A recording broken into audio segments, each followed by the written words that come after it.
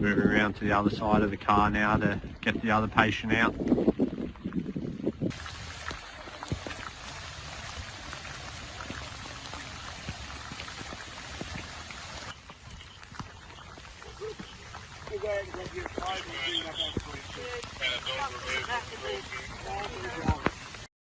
So we've had another day of significant rainfall in eastern New South Wales. The heaviest falls have been around the mid-north coast where we've seen totals around about 140 millimetres. But those sorts of conditions have also been around the northern rivers, so those areas seeing around about 120 to 140 millimetres since 9 a.m. For Western Sydney, totals around about 80 millimetres, but it's important to keep in mind that this is on top of a number of days of very significant rainfall, so that's leading that flood threat and the number of major flood warnings that we have in eastern New South Wales. David, a lot of evacuation orders still in place. What are the areas that authorities are most concerned about heading into the evening? What's the forecast showing?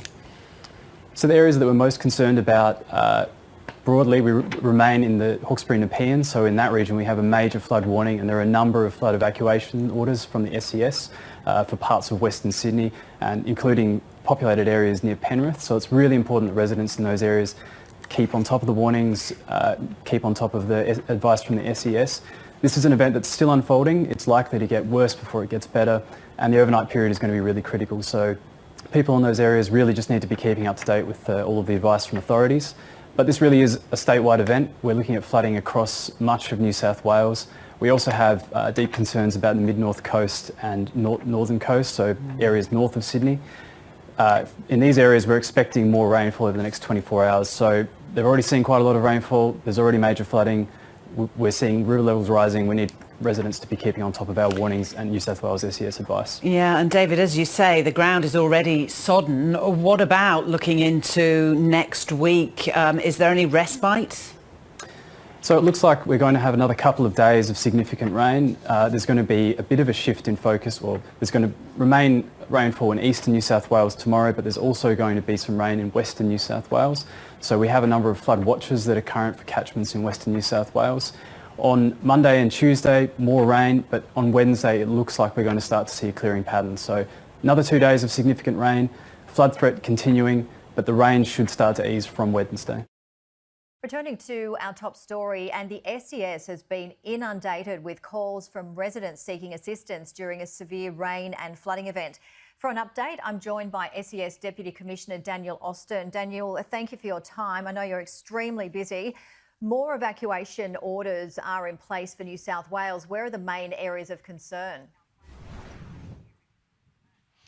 Yeah, look, so obviously, as we know, the mid-north coast, areas like Taree, Kempsey, Port Macquarie, but the general mid-north coast area has seen an absolute battering from the rainfall.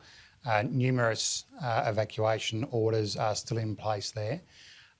We have seen some calls for us to drop some of those warnings back. However, we are expecting to see secondary peaks in the rivers today, and then potentially another one again tomorrow. So at this point in time, we're not in a position to back some of those warnings out yet, but we will be working with the community as closely as possible to do so when we can. But we're also looking then right the way down into the Sydney metropolitan area, so right down through the Hunter and the Central Coast. We started to see some flash flooding events that occurred yesterday in and around Parramatta and the Parramatta River, and we're still expecting to see some pretty significant rainfall up through the Blue Mountains today as well. So a very wide area of operations. currently, and then we're also looking forward into tomorrow and beyond, where we see an inland trough move its way across the state, bringing some very wet weather to the western parts as well.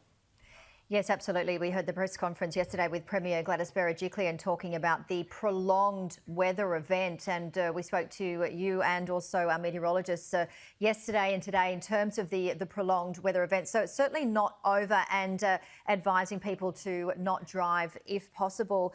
In terms of the prolonged weather event, and as you mentioned, the Blue Mountains area, what are we looking at in terms of what people have to do? Is there potential for evacuations in that area as well?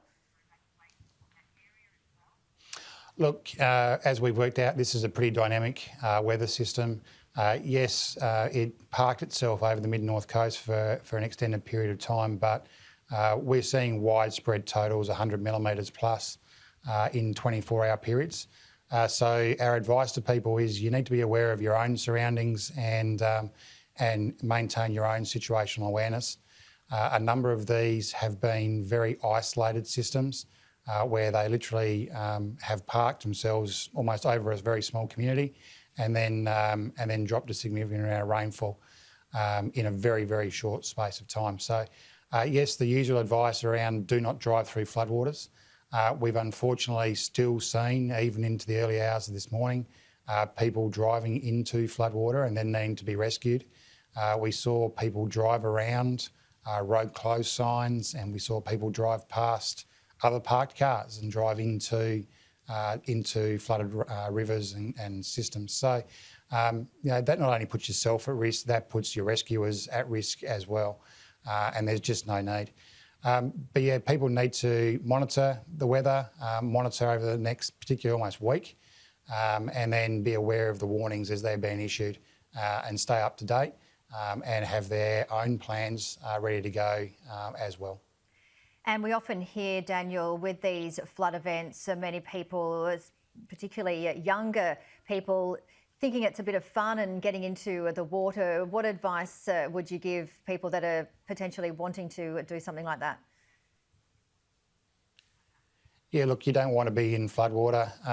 Look, not only for the debris that's coming down it, we've seen some images of some pretty sizable objects, including obviously the house up around Taree.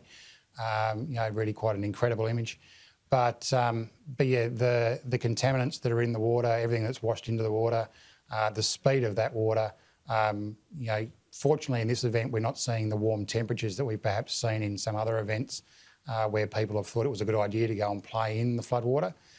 But certainly it is not a place to be for any reason. Just not worth it. And I do need to put a really significant shout out to the over 1,500 volunteers from the SES that were out yesterday and supported fantastically by all our partner agencies right up and down throughout the state. Yeah, they do an amazing job, and no doubt working around the clock and very, very long hours. How are they, and how are they preparing themselves for today? No doubt they wouldn't have had too much rest overnight. No, look, it's certainly been busy. We have reached out to our interstate colleagues as well.